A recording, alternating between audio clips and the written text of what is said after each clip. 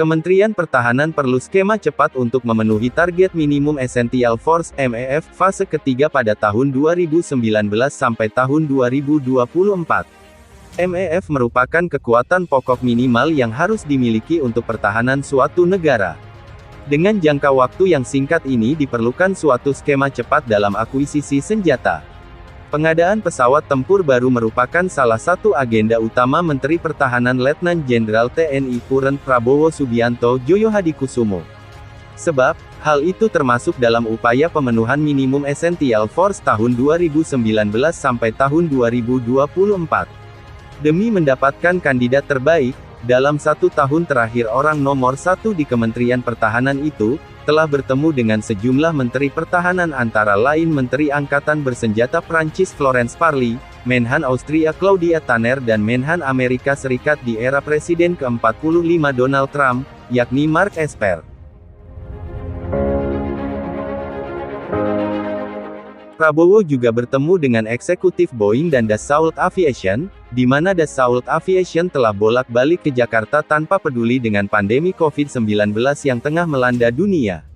Rencana pembelian 11 pesawat tempur Sukhoi Su-35 dari Rusia sejak 2018 nasibnya tidak menentu. Ini disebabkan, karena ada ancaman sanksi Countering America's Adversaries Through Sanction atau CAATSA dari Amerika Serikat terhadap para pejabat dan pihak lain di Indonesia yang terlibat dalam kontrak itu.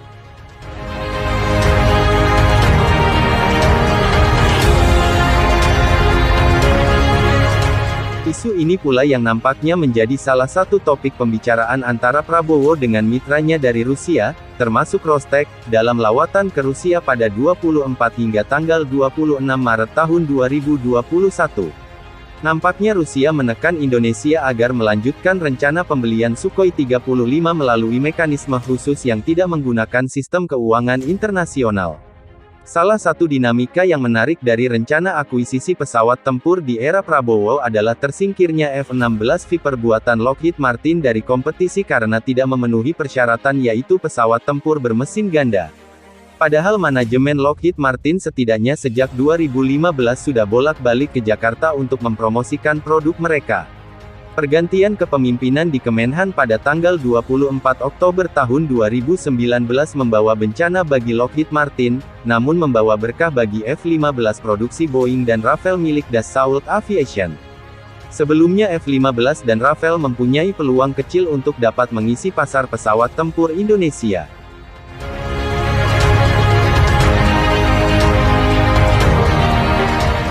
Pasar pesawat tempur Indonesia memang menjanjikan karena terdapat kebutuhan untuk menambah sejumlah skuadron pesawat tempur baru.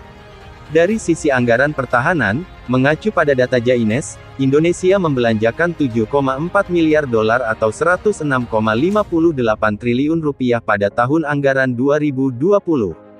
Nominal itu sudah mencakup pemotongan anggaran karena pandemi COVID-19.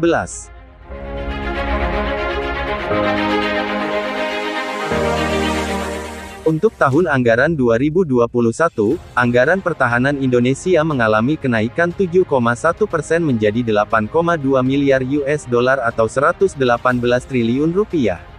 Untuk pengadaan alutsista, mayoritas mengandalkan pada skema pinjaman luar negeri dengan dana pendamping rupiah murni dan harus ditanggung oleh anggaran pendapatan dan belanja negara atau APBN. Dan bagaimana dengan dukungan anggaran untuk pengadaan F-15 dan Rafale?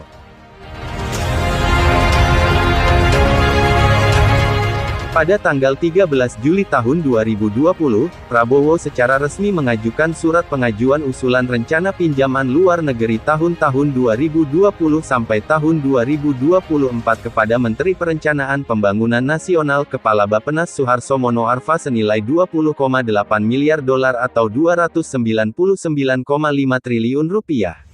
Namun, menurut informasi dari seorang pejabat senior pemerintah pada September tahun 2020, kemampuan pemerintah untuk mendukung pembiayaan pinjaman luar negeri untuk pengadaan alutsista hingga 2024 hanya pada kisaran 9 miliar dolar atau 129,6 triliun rupiah hingga 11 miliar dolar atau 158,4 triliun rupiah saja.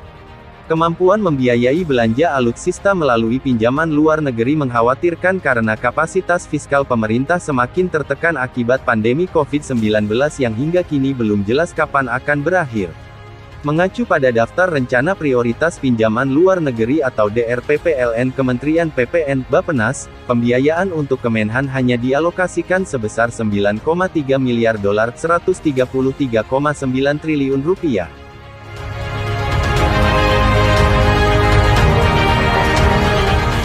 TNI Angkatan Udara mendapatkan alokasi terbesar dalam DRPPLN, disusul TNI Angkatan Darat, TNI Angkatan Laut, dan Mabes TNI. Terdapat banyak usulan pengajuan belanja senjata oleh Kemenhan yang tidak diloloskan dalam DRPPLN. Namun, bukan hal mustahil bahwa beberapa item yang tidak muncul dalam DRPPLN alokasinya berada pada DRPPLN khusus.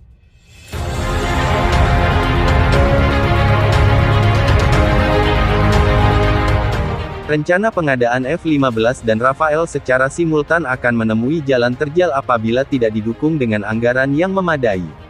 Pemerintah sedang menghadapi tekanan fiskal akibat pandemi COVID-19, sehingga alokasi pinjaman luar negeri untuk pengadaan pesawat tempur secara simultan belum sepenuhnya aman. Diskusi intensif antara Kemenhan dan Kementerian Keuangan dalam alokasi pinjaman luar negeri untuk belanja alutsista masih terus terjadi. Menurut kalkulasi kasar, secara total minimal diperlukan 4 miliar dolar atau 57,6 triliun rupiah guna membeli F-15 dan Rafael, itu pun dengan jumlah yang tidak banyak. Anggaran untuk pengadaan pesawat tempur yang saat ini tercantum pada DRPPLN nominalnya tidak mencukupi untuk dua tipe sekaligus. Boleh jadi pemerintah akan menerbitkan DRPPLN khusus untuk pengadaan pesawat tempur berikutnya apabila tercapai kesepakatan antara Kementerian Pertahanan, Kementerian Keuangan dan Kementerian PPN Kepala Bappenas. Mana tipe pesawat tempur yang akan dibiayai oleh DRPPLN dan mana yang difasilitasi oleh DRPPLN khusus masih belum jelas. Kata kunci pengadaan pesawat tempur, apapun jenisnya, berada pada Presiden RI Joko Widodo.